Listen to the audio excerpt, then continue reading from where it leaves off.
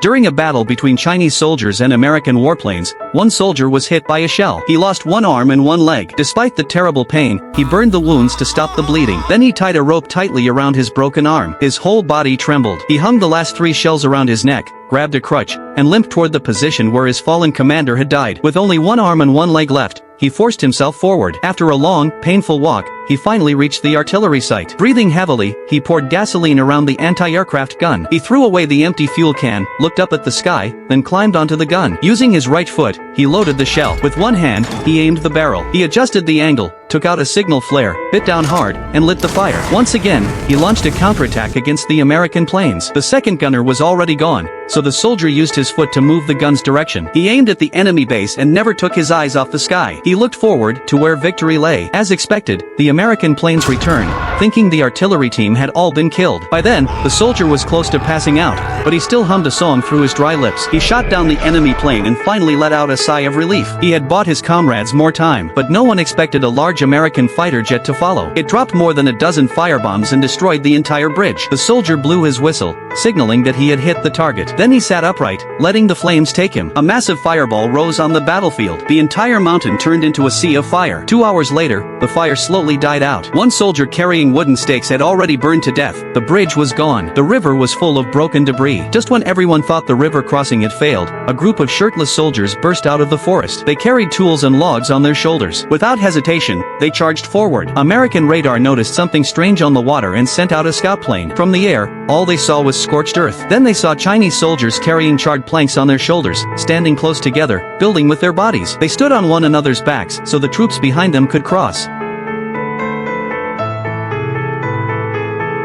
In the end, the Chinese volunteer army successfully crossed the river and reached Jincheng. They won the final battle of the Korean War.